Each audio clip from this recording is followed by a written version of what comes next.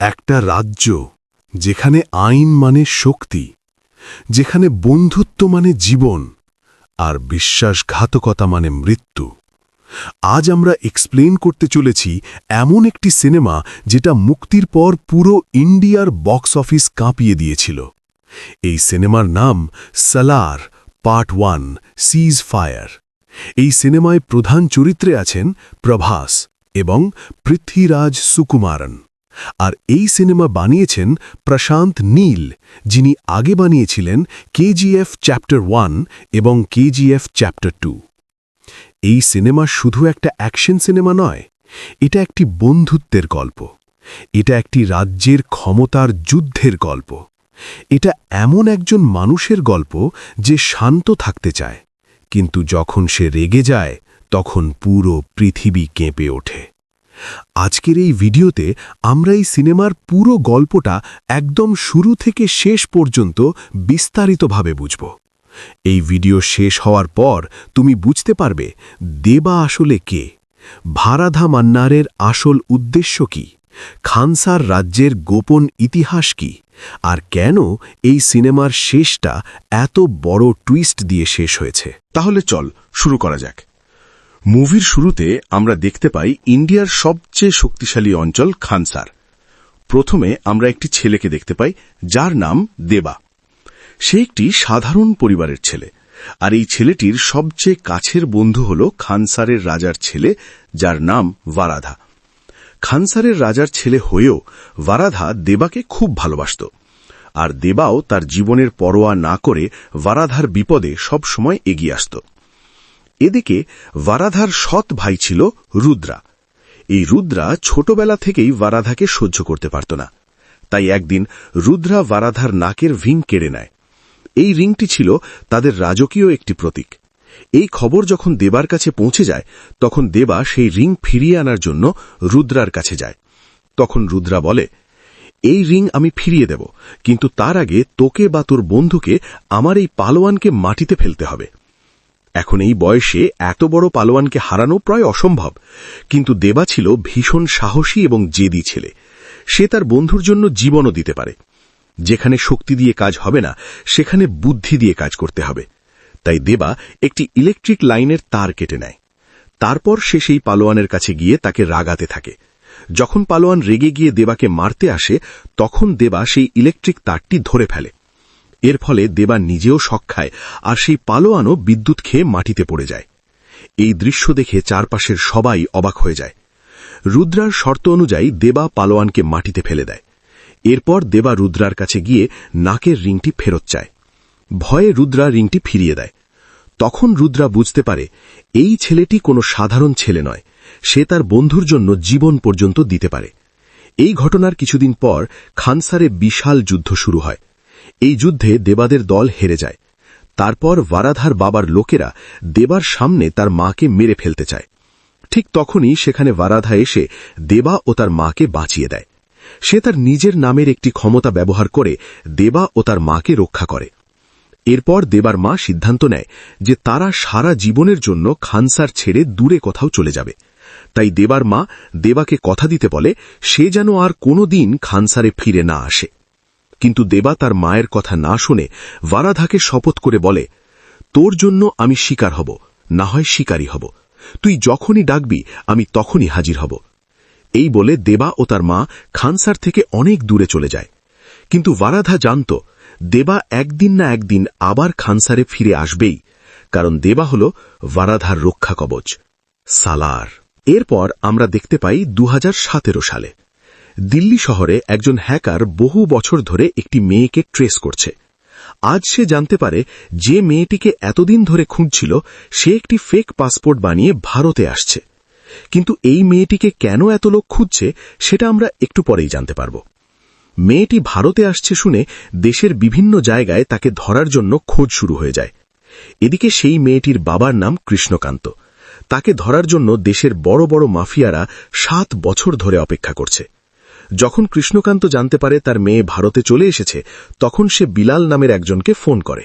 সে বিলালকে বলে, আমার মেয়ে ফেক পাসপোর্ট বানিয়ে ভারতে চলে গেছে। আমি তাকে অনেকবার বারণ করেছিলাম, কিন্তু সে আমার কথা শোনেনি। এখন যেভাবেই হোক তুমি আমার মেয়েকে বাঁচাও। তখন বিলাল বলে, তোমার মেয়েকে শুধু একজনই বাঁচাতে পারবে, আর সে হল দেবা। এরপর বিলাল সঙ্গে সঙ্গে দেবাকে ফোন করে। দেবা বলে, মেয়েটিকে আমার বাড়িতে নিয়ে এসো। এরপর বিলাল তার লোকজন নিয়ে এয়ারপোর্টে যায় মেয়েটিকে রক্ষা করার জন্য। সে অনেক কৌশল করে মেয়েটিকে উদ্ধার করে নিয়ে আসে, কিন্তু মেয়েটি কিছুই বুঝতে পারছে না। তার চোখের সামনে শুধু মানুষ মরছে। ভয়ে সে বলে, আমাকে পুলিশের কাছে নিয়ে চলো। তখন বিলাল বলে, এখানে প্রধানমন্ত্রী এলেও তোমাকে বাঁচাতে পারবে না। এরপর বিলাল তার বাবাকে ফোন দেয়। তার বাবা বলে, বিলাল যা বলবে তুমি চুপ করে তাই শুনবে। এরপর বিলাল মেয়েটিকে দেবার মায়ের কাছে নিয়ে আসে। দেবা ও তার মা ছোটবেলায় পালিয়ে এসে ভারত ও মায়ানমার সীমান্তে অবস্থিত আসামের তিনসুকিয়া গ্রামে বসবাস করছে। সেই থেকে দেবার মা দেবাকে এমনভাবে আগলে রেখেছে যেন তাকে কোনো বিপদ স্পর্শ করতে না পারে। সেখানে মেয়েটি উপস্থিত হলে গ্রামের প্রধান দেবার মাকে অনুরোধ করে মেয়েটিকে কিছুদিন থাকার অনুমতি দিতে। দেবার মা সেখানে গরিব বাচ্চাদের জন্য একটি স্কুল খুলেছে। প্রথমে দেবার মা রাখতে রাজি হয় না, কারণ এই মেয়ের জন্য দেবা যেন কোনো সমস্যায় না পড়ে। কিন্তু মেয়েটি অনুরোধ করতে থাকে। অবশেষে দেবার মা রাজি হয়ে যায়। এদিকে মেয়েটি গ্যাংয়ের হাত থেকে পালিয়েছে শুনে তারা আরও রেগে যায়। এই গ্যাংয়ের কাছে ভারতের প্রায় সব সিসিটিভি ক্যামেরার অ্যাক্সেস আছে, তাই ভারতে কোথায় কি হচ্ছে সব তারা দেখতে পারে। এরপর আমরা দেখি হায়দ্রাবাদে এক পাগল মহিলাকে। তার নাম রাধারামা। দেখতে তোমাদের কাছে পাগল মনে হলেও 7 বছর আগে এই মহিলাই ছিল পুরো ভারতের ত্রাস।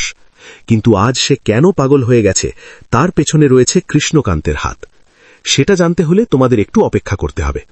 যখন রাধারামা জানতে পারে যে কৃষ্ণকান্তের মেয়ে তাদের হাত থেকে পালিয়েছে, তখন সে আতঙ্কিত হয়ে যায়। রাধারামা কতটা ক্ষমতাশালী ছিল সেটা জানলে তোমরাও অবাক হয়ে যাবে, কারণ তার একজন চাকরানী 4টে রাজ্য চালানোর ক্ষমতা রাখে। তাহলে ভাবো রাধারামা নিজে কতটা শক্তিশালী। এদিকে অন্য একটি দলকে বলা হয় কৃষ্ণকান্তের মেয়ের নামে একটি খুনের মামলা দিতে, যাতে পুলিশও তাকে খুঁজতে শুরু করে। এরপর আমরা আবার ফিরে আসি দেবার গল্পে। ছোটবেলায় খানসার থেকে পালিয়ে আসার পর দেবার জীবন পুরো বদলে গেছে। কিন্তু 7 বছর আগে দেবা যা করেছিল তার ফলে পুরো দেশ এবং তার নিজের বন্ধুরাও শত্রু হয়ে গেছে। দেবা কি এমন কাজ করেছে সেটা একটু পরেই জানতে পারবে। শুধু মন দিয়ে এই এক্সপ্লেনটা দেখতে থাকো। দেবা তার মায়ের খুব বাধ্য সন্তান। এখন দেবা একজন মেকানিকের কাজ করে। তাদের গ্রামের পাশেই রয়েছে একটি কয়লার মাইনিং এলাকা। দেবা সেখানে সারাদিন একদম শান্তভাবে কাজ করে। এখন দেবার বন্ধু বলতে এই ছোট ছোট বাচ্চারাই। সময় পেলেই দেবা তাদের সাথে ক্রিকেট খেলে। এই এলাকার কেউই জানে না যে দেবা আসলে কতটা পাওয়ারফুল। কিন্তু দেবার মায়ের মনে সবসময় একটা ভয় কাজ করে।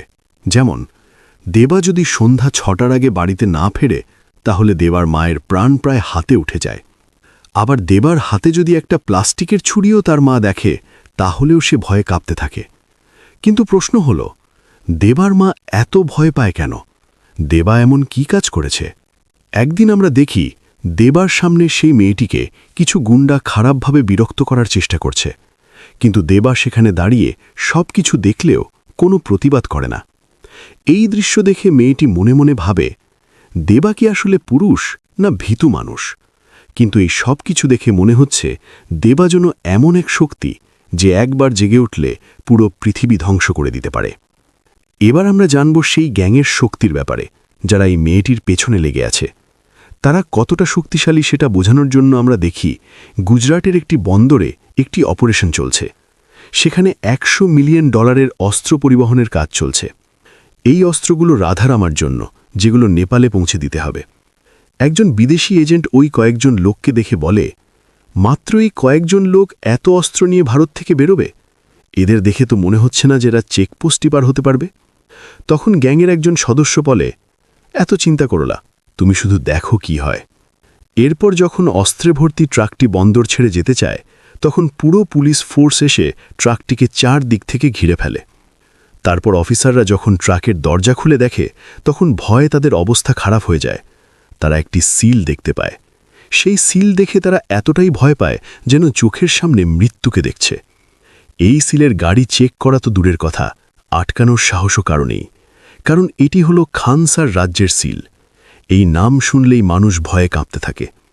শুধু পুলিশ অফিসাররাই নয়, যখন এই খবর একজন মন্ত্রীর কাছে পৌঁছায় যে খান স্যারের গাড়ি আটকানো হয়েছে, তখন তিনিও ভয়ে কাঁপতে শুরু করেন।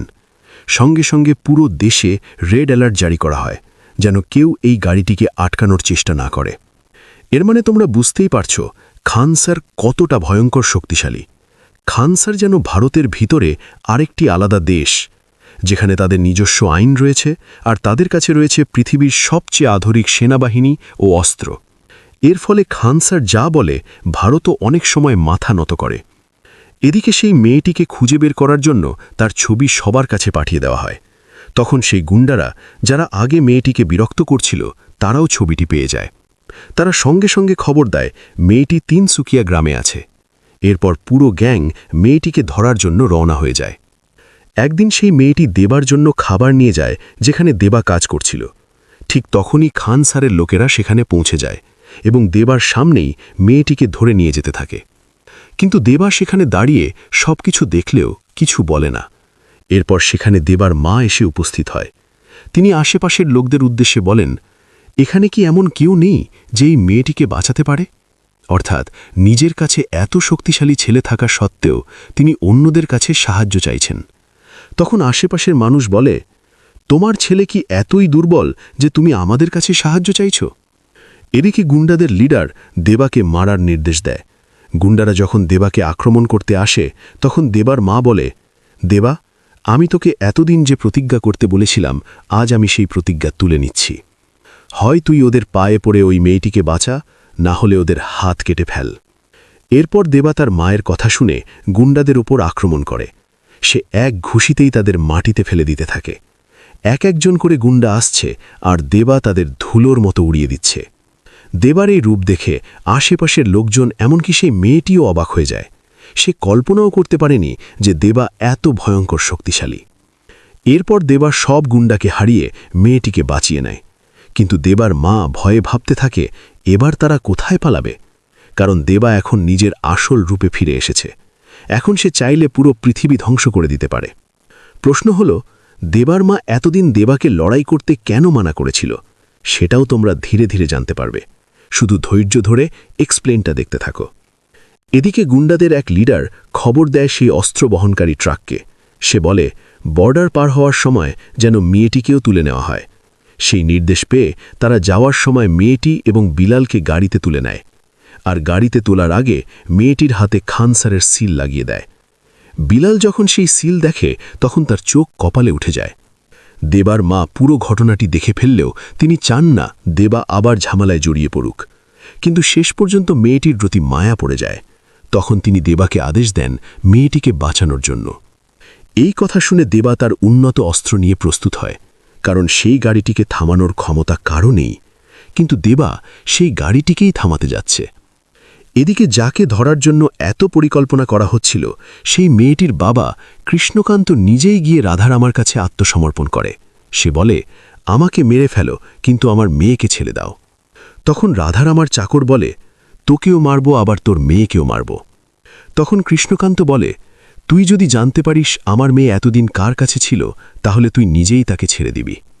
এরপর যখন কৃষ্ণকান্ত দেবার নাম বলে, তখন রাধারামার চাকরিনী ভয়ে কাঁপতে শুরু করে, যেন সে মৃত্যুদূতের নাম শুনেছে। মানে যাদের নাম শুনলে পুরো ভারত কেঁপে ওঠে, তারাও দেবার নাম শুনে ভয় পায়। অর্থাৎ দেবা এই মাফিয়া গ্যাংগুলোর চেয়েও বড় শক্তি। এদিকে দেবা মেয়েটিকে বাঁচানোর জন্য আক্রমণ শুরু করে। সে পুরো এলাকাকে তার মেশিন গান দিয়ে ছিন্ন ভিন্ন করে দেয়। এরপর সে নিচে নেমে এসে এক এক করে সব গুন্ডাকে শেষ করতে থাকে। খান স্যারের গাড়ি আটকানো হয়েছে শুনে পুরো গ্যাং দেবাকে আক্রমণ করে, কিন্তু দেবা তাদের মশার মতো মেরে ফেলতে থাকে। এদিকে দেবার নাম শুনে রাধারামা পাগলের মতো আচরণ করতে থাকে। কিন্তু আশ্চর্যের বিষয়, রাধারামা আবার স্বাভাবিক হয়ে উঠে দাঁড়ায়। সে বলে, আমি জানতাম তোর মেয়েকে আমাদের হাত থেকে শুধু দেবাই বাঁচাতে পারবে, তাই আমি তাকে খান স্যারের সিল লাগানো গাড়িতে তুলতে বলেছি। আমি জানি তোর মেয়েকে বাঁচানোর জন্য দেবা এই গাড়িটিকে আটকাবেই, আর এই গাড়িটি যে আটকাবে তার কি অবস্থা হবে তা তুই খুব ভালো করেই জানিস। কারণ এই গাড়িটি হলো খান স্যারের রাজা ভাড়াদা মান্নারের, যে একসময় দেবার সবচেয়ে কাছের বন্ধু ছিল। এখন দেবা এই গাড়ি আটকেছে মানে তাদের মধ্যে একটি ভয়ঙ্কর যুদ্ধ শুরু হতে যাচ্ছে, আর সেই যুদ্ধে কোনো একজনকে মরতেই হবে। এদিকে ভারধার কাছেও এই খবর পৌঁছে যায়, কারণ এখন সেই খানসারের রাজা। খবর শুনে সে বলে, দেবা ছাড়া এই গাড়ি আটকানোর ক্ষমতা আর কারোর নেই। আর খানসারের নিয়ম অনুযায়ী যে এই সিলমোহর লাগানো গাড়ি আটকাবে তাকে মরতেই হবে। আর সবচেয়ে অবাক করার বিষয় হল, এই নিয়মটা তৈরি করেছিল দেবা নিজেই। অর্থাৎ বুঝতেই পারছ, এই সিলমোহর আর খানসারের নিয়ম সব কিছুই একসময় দেবার বানানো। মানে দেবা একসময় খানসারের খুব বড় এবং গুরুত্বপূর্ণ অংশ ছিল। এরপর সেখানে থাকা লোকেরা যখন দেবার হাতে সেই ট্যাটুটি দেখতে পায়, তখন সবাই ভয়ে সেখান থেকে পালাতে শুরু করে। কারণ আজ আমরা যে ঘটনা দেখছি তার 7 বছর আগে দেবাই খানসারের এই নতুন নিয়মগুলো তৈরি করেছিল। কিন্তু পরে কোনো এক কারণবশত দেবা আর ভারধার বন্ধুত্ব ভয়ঙ্কর শত্রুতায় পরিণত হয়। আর আজ আবার তাদের মুখোমুখি হতে হচ্ছে, যা এক বিশাল যুদ্ধের সূচনা করতে যাচ্ছে। কিন্তু প্রশ্ন হল, দেবা আর ভারধা কেন বন্ধু থেকে শত্রু হয়ে গেল? খানসারের 7 বছর আগে কি ঘটেছিল? দেবা এমন কি করেছিল যে তার মা এখনও পর্যন্ত তাকে শান্ত করে রেখেছে? এই সব প্রশ্নের উত্তর দিতে শুরু করে বিলাল সেই মেয়েটিকে। সে বলে, চলো আগে আমরা খানসারের ইতিহাসটা জেনে নিই। এই সাম্রাজ্যের শুরু হয়েছিল আজ থেকে প্রায় 1000 বছর আগে। তখন একদল ভয়ঙ্কর ডাকাত ছিল, যারা গ্রামের পর গ্রাম লুট করে এক বিশাল সাম্রাজ্য গড়ে তোলে, যার নাম খানসার।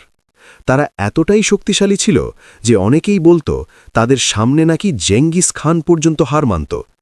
এই গোষ্ঠীর মধ্যে 3টি প্রধান বংশ ছিল। প্রথম মান্নার বংশ, যাদের প্রতীক ছিল ষাঁড়। দ্বিতীয় সৌরাঙ্গা বংশ, যাদের প্রতীক ছিল সিং। তৃতীয় ঘানিয়া বংশ, যাদের প্রতীক ছিল ঈগল। এই 3টি গোষ্ঠী শত শত বছর ধরে খানসার শাসন করে আসছিল। তারা এতটাই শক্তিশালী ছিল যে ইউনাইটেড কিংডম যখন ইন্ডিয়া শাসন করছিল, তখনও তারা কখনো খানসারকে দখল করতে পারেনি। এরপর ইন্ডিয়ান ইন্ডিপেন্ডেন্সের পর খানসারের প্রধান ছিল মান্নার বংশের নেতা শিব মান্নার। সে পার্লামেন্টে গিয়ে ঘোষণা করে খানসার ভারতের ম্যাপ থেকে আলাদা থাকবে।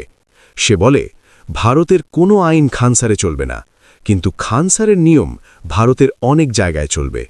তাই ভারতের যত অবৈধ ব্যবসা হতো তার একটি নির্দিষ্ট শতাংশ খানসারের কাছে যেত। তাদের সবচেয়ে বড় অস্ত্র ছিল ভয়। এই ভয় দেখিয়েই তারা পুরো ভারতকে নিয়ন্ত্রণ করত। এরপর শিব মান্নার পুরো সাম্রাজ্যকে নিয়ন্ত্রণে আনতে একটি সংবিধান তৈরি করে। এই সংবিধানের নাম ছিল নিবন্ধন। এই নিয়ম অনুযায়ী খানসারকে 101টি ভাগে ভাগ করা হয়। প্রতিটি ভাগে একজন নেতা বা নায়ক বেছে নেওয়া হয়। এই 101 জনের মধ্যে 61 জনকে বানানো হয় গভর্নর, আর 8 জনকে বানানো হয় সর্দার বা মন্ত্রী। আর পুরো সাম্রাজ্যের রাজা ছিলেন শিব মান্নার। কিন্তু 1985 সালে শিব মান্নার মারা গেলে নতুন রাজা হওয়ার কথা ছিল সৌরাঙ্গা বংশের নেতা ধারা। কিন্তু শিব মান্নারের ছেলের রাজা মান্নার ক্ষমতার লোভে একটি ভয়ঙ্কর সিদ্ধান্ত নেয়। সে ঠিক করে পুরো সৌরাঙ্গা বংশকে শেষ করে দেবে, কারণ তারা অন্য সবার চেয়ে অনেক বেশি শক্তিশালী ছিল। তাই এক রাতে তারা ঘুমিয়ে থাকার সময় ছোট থেকে বড় সবাইকে হত্যা করে দেওয়া হয়। কারণ রাজা মান্নার জানত, যদি একজন সৌরাঙ্গা বংশের মানুষও বেঁচে থাকে তাহলে একদিন প্রতিশোধ নেবেই। এরপর রাজা মান্নার খানসারের রাজা হয়ে যায়। সে পুরো সাম্রাজ্যের চারদিকে বিশাল উঁচু দেওয়াল তৈরি করে এবং নিজের জন্য একটি শক্তিশালী সেনাবাহিনী গঠন করে। তারপর মন্ত্রীদের 8টি আসনের মধ্যে 5টি দেয় ঘানিয়ার বংশকে, আর বাকি আসনগুলো দেয় নিজের লোকদের। তার শালক ভালি, প্রথম স্ত্রীর ছেলে রুদ্রা, তার মেয়ে রাধারামা এবং জামাই ভারভা। রাজা মান্নারের দ্বিতীয় স্ত্রীর আরও 2 ছেলে ছিল। তাদের মধ্যে একজন ছিল ভারধা। কিন্তু ছোটবেলায় ভারধা দেবাকে বাঁচানোর জন্য কিছু করেছিল বলে রাজা মান্নার তাকে রাজ্য থেকে বহিষ্কার করে দেয়। এরপর একদিন রাজা মান্নার বিশেষ কাজে খানসারের বাইরে যাওয়ার সময় পুরো দায়িত্ব দিয়ে যায় রাধারামার হাতে। ঠিক তখনই রাজা মান্নারের জামাই ভারভা তাকে বলে, আপনি রুদ্রাকে সর্দার বানিয়েছেন, কিন্তু ভারধাকে সব কিছু থেকে বঞ্চিত করেছেন। সে তো আপনারই ছেলে। আমি জানি আপনি ওর ওপর রাগ করলেও তাকে খুব ভালোবাসেন। খাবার টেবিলে এখনও পর্যন্ত আপনি ভারধার জন্য একটি সিট খালি রাখেন। তাই আমি চাই আপনি ওকে আর একটা সুযোগ দিন। এই কথা শুনে রাজা মান্নার বুঝতে পারে যে সে সত্যিই ভারধার প্রতি অন্যায় করেছে। তাই সে সিদ্ধান্ত নেয় সে বেঁচে থাকতেই ভারধাকে সর্দার বানাবে। এরপর এক রাজসভায় রাজা মান্নার ঘোষণা করে মন্ত্রীদের 8টি আসনের মধ্যে 1টি আসন সে ভারধাকে দিতে চায়। এই সিদ্ধান্ত শুনে রাঙ্গা নামের একজন মন্ত্রী ভীষণ রেগে যায়, কারণ সেই আসনটি আগে তারই ছিল। রাজা মান্নার বলে, আমি খানসারে ফিরে এলে ভার্ধা একজন সর্দার হবে। এই কথা শুনে অনেক মন্ত্রী রেগে যায়, বিশেষ করে রুদ্রা। সে ছোটবেলা থেকেই ভার্ধাকে একদম সহ্য করতে পারত না, তাই সে রাঙ্গাকে উস্কাতে শুরু করে। সে বলে, তোর সিটটা কেন নেওয়া হলো জানিস? 25 বছর আগে ভার্ধা তোর বাবাকে অপমান করেছিল, আজ সেই অপমানের বদলা নেওয়া হচ্ছে। এদিকে ভার্ভা আবার নতুন ষড়যন্ত্র করে। সে বলে, এই সাম্রাজ্যের সংবিধান অনুযায়ী যার শক্তি সবচেয়ে বেশি সেই রাজা হবে, তাই তুমি যদি রাজা মান্নারের থেকেও শক্তিশালী হও তাহলে এই সিংহাসন তোমার হবে, আর তার জন্য একটাই পথ আছে, ভার্ধাকে মেরে ফেলো। এই কথা শুনে রুদ্রা আর রাঙ্গা এক হয়ে যায়, আর তারা ঠিক করে আজ রাতেই ভার্ধাকে হত্যা করবে। তারপর রুদ্রা পণ্ডিত নামে এক ভয়ঙ্কর গুন্ডাকে ভাড়া করে আনে। এই পণ্ডিত খুবই বিপজ্জনক একজন ভিলেন। এরপর রুদ্রা আর রাঙ্গা মিলে ভার্ধার এলাকায় আক্রমণ করে। পুরো এলাকা ধ্বংস হয়ে যায়। শেষ পর্যন্ত ভার্ধা প্রায় হারতে বসে। ঠিক তখনই রাধারামার রাজপ্রাসাদের ঘণ্টা বাজিয়ে দিয়ে যুদ্ধবিরতি ঘোষণা করে। খানসারের নিয়ম অনুযায়ী এই ঘণ্টা বাজলে যুদ্ধ বন্ধ করতেই হয়, তাই রুদ্রা আর রাঙ্গা বাধ্য হয়ে যুদ্ধ থামিয়ে রাজপ্রাসাদে চলে যায়। সেখানে রাধারামা বলে, আমি জানতাম বাবা না থাকলে তোমরা এমনই করবে, তাই আমি যুদ্ধবিরতি ঘোষণা করেছি। রুদ্রা বলে, আমি মাত্র 9 দিনের জন্যই যুদ্ধবিরতি মানব, তারপর ভোট হবে যুদ্ধবিরতি তুলে নেওয়ার জন্য। যদি ভোটের যুদ্ধের পক্ষে বেশি মানুষ থাকে তাহলে এই সিংহাসন আমি নিজের নামে নিয়ে নেব। এই বলে রুদ্রা আর রাঙ্গা সেখান থেকে চলে যায়। এই ঘটনার পর পুরো খানসারে আতঙ্ক ছড়িয়ে পড়ে। সব মন্ত্রী নিজের নিজের জন্য বিভিন্ন দেশ থেকে সেনাবাহিনী আনতে শুরু করে, কিন্তু ভার্ধা চিন্তা করতে থাকে সে কাকে আনবে। তখন সে মনে করে তার একজনই বন্ধু আছে, সে হলো দেবা। কারণ ছোটবেলায় দেবা ভার্ধাকে কথা দিয়েছিল, যখনই তুই আমাকে ডাকবি আমি তোর সামনে হাজির হব। তাই ভার্ধা বিশ্বাস করে দেবা যদি তার পাশে থাকে তাহলে কোনো সেনাবাহিনী তার সামনে দাঁড়াতে পারবে না। তাই সে একটি মন্ত্রীর সিট খালি রেখে বেরিয়ে পড়ে দেবাকে খুঁজতে। সে গুজরাটের এক এলাকায় গিয়ে দেবার সাথে দেখা করে। দেবা তার বন্ধুকে দেখেই বুঝে যায় নিশ্চয়ই কোনো বড় বিপদ হয়েছে। ভার্ধা তাকে সঙ্গে নিয়ে যেতে চায়। তখন দেবা বলে, দাঁড়া, আগে আমি আমার মায়ের কাছে অনুমতি নিয়ে আসি। প্রথমে দেবার মা রাজি না হলেও তার ছোটবেলার একটা কথা মনে পড়ে যায়। তখন ভার্ধা নিজের কাঁধে নিয়ে দেবা এবং দেবার মাকে বাঁচিয়েছিল। সেই কথা মনে পড়তেই দেবার মা অবশেষে দেবাকে খানসারে যাওয়ার অনুমতি দিয়ে দেয়। তারপর ভার্ধা দেবাকে নিয়ে যায় খানসারের দিকে। সবাই যেখানে শত শত আর্মি নিয়ে এসেছে সেখানে ভার্ধা শুধু একজন মানুষের উপরেই ভরসা করে আছে, আর সেই মানুষটি হল তার শৈশবের বন্ধু দেবা। 25 বছর পর দেবা আবার সেই জায়গায় ফিরে আসে যেখান থেকে ছোটবেলায় তাকে প্রাণ নিয়ে পালিয়ে যেতে হয়েছিল। ভার্ধা শুধু একজনকে নিয়ে এসেছে দেখে তার ভাই খুব রেগে যায়। সে বলে, এই একজন মানুষ আমাদের কিভাবে বাঁচাবে? কিন্তু ভার্ধা খুব ভালো করেই জানে দেবা কি করতে পারে। একবার যদি সে লড়াই শুরু করে তাহলে পুরো খানসারি শেষ হয়ে যেতে পারে। এদিকে ভোটিংয়ের এখনও 7 দিন বাকি। এই সময় চাইলে রুদ্রা ভার্ধাকে শেষ করতে পারে না, কিন্তু তাকে শান্তিতেও থাকতে দিতে চায় না। তাই সে সর্দার নারায়ণের ছেলে বিষ্ণুকে পাঠায়, যাতে সে ভার্ধাকে অপমান করে এবং তাকে বিরক্ত করে। নারায়ণ ছিল ঘানিয়ারা বংশের প্রধান, আর তার স্বপ্ন ছিল তার ছেলেও একদিন প্রধান হবে। এরপর বিষ্ণু প্রতিদিন ভার্ধাকে অপমান করতে থাকে এবং নানাভাবে তাকে বিরক্ত করে। সবকিছু দেখেও ভার্ধা কিছু করতে পারে না, কারণ যদি সে এখন কোনো ঝামেলায় জড়িয়ে পড়ে তাহলে সিজফায়ারের নিয়ম অনুযায়ী সে কখনোই সর্দার হতে পারবে না। কিন্তু দেবার সামনে ভার্ধাকে এত অপমান করা হচ্ছে দেখে দেবা খুব রেগে যায়। তবুও ভার্ধা বারবার তাকে আটকায়। এভাবেই ভোটিংয়ের দিন ধীরে ধীরে এগিয়ে আসে। এদিকে রাধারামা আর তার মামা হিসাব করতে থাকে ভোট কোন দিকে যাবে। তারা চায় সিজফায়ার যেন না ওঠে, আর অন্যদিকে রুদ্রা চায় সিজফায়ার তুলে নেওয়া হোক। তাই রুদ্রা ঘানিয়ারা বংশের লোকদের বোঝাতে থাকে যেন তারা তার পক্ষে ভোট দেয়। আর তোমরা তো জানোই রুদ্রা পণ্ডিতকে ডেকে এনেছে। এই পণ্ডিত এতটাই শক্তিশালী এবং বুদ্ধিমান যে সে চাইলে পুরো খানসারের রাজনীতি উল্টে দিতে পারে। এই পণ্ডিতের একটা বিশাল ইতিহাস আছে, যেটা এই মুভিতে পুরোপুরি দেখানো হয়নি। অন্যদিকে নারায়ণের ছেলে বিষ্ণুর চরিত্র ছিল খুবই জঘন্য। খানসারে মাহারা নামে একটি এলাকা ছিল যেখানে এক ধরনের উপজাতির মানুষদের বন্দী করে রাখা হতো শুধুমাত্র মনোরঞ্জনের জন্য। বিষ্ণু প্রতিদিন সেখানে গিয়ে ঘুড়ি উড়াত, তারপর সে নিজের হাতে ঘুড়ির সুতো কেটে দিত এবং অপেক্ষা করত ঘুড়ি কোথায় গিয়ে পড়ে। যে বাড়িতে বিষ্ণুর ঘুড়ি করত সেই বাড়ির একজন মেয়েকে ধরে এনে অত্যাচার করত, তারপর তাকে হত্যা করত। প্রতিদিন বিষ্ণু যখন মাহারায় যেত তখন জোর করে বরদাকেও সেখানে নিয়ে যেত, কিন্তু বরদা কোনোভাবেই দেবাকে এই ব্যাপারটা জানাত না, কারণ সে জানত দেবা যদি এটা জেনে যায় তাহলে তাকে আর কেউ আটকাতে পারবে না। একদিন হঠাৎ করে দেবা সেই মাহারায় পৌঁছে যায়, তখন বরদার পায়ের নিচ থেকে যেন মাটি সরে যায়। প্রথমে দেবা কিছু বুঝতে পারে না, কিন্তু যখন বিষ্ণু একটি ছোট মেয়েকে টেনে নিয়ে আসতে থাকে তখন দেবা সব বুঝে যায়। তখন দেবার মনে পড়ে যায় তার মায়ের কথা।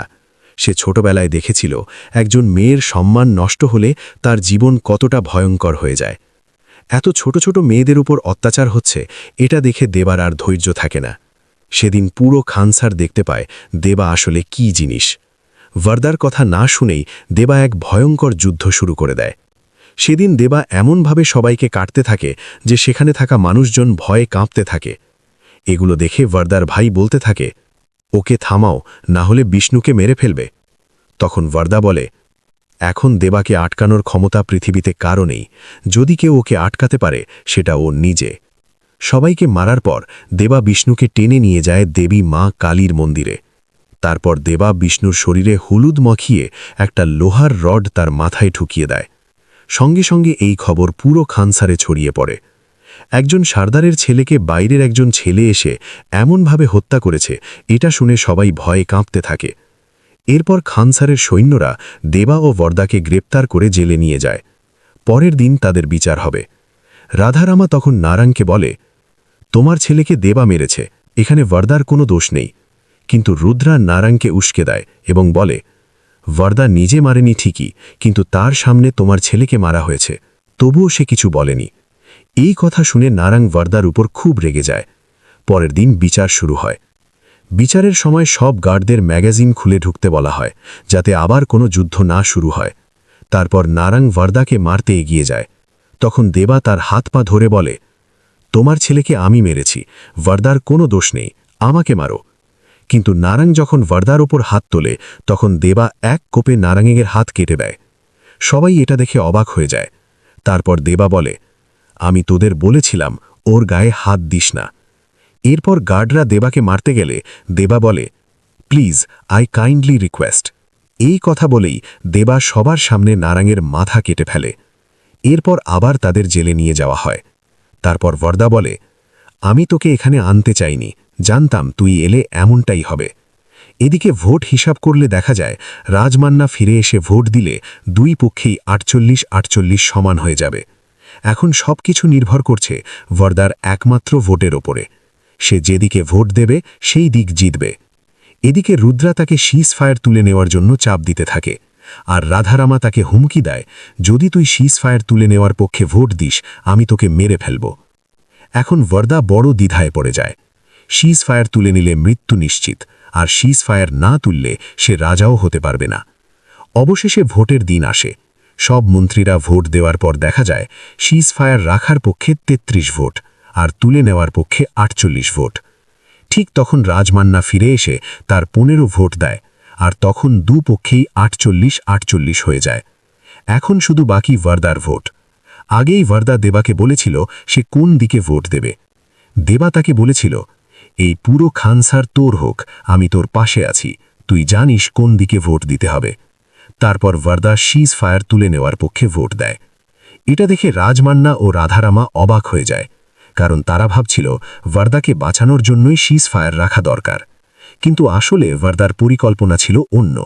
সে চেয়েছিল যুদ্ধ শুরু হোক আর সবাইকে শেষ করে খানসার নিজের করে নিক। তাই ঘোষণা করা হয়, আজ রাত 12:01 পর থেকে খানসারের সব সিজ ফায়ার উঠে যাবে। এর মানে এখন শুরু হবে খানসার দখলের মহাযুদ্ধ। একদিকে রাধারামা ও রাজমান্না, অন্যদিকে রুদ্রা, রামা এবং তার মামা। এই যুদ্ধে যে জিতবে সেই হবে খানসারের রাজা।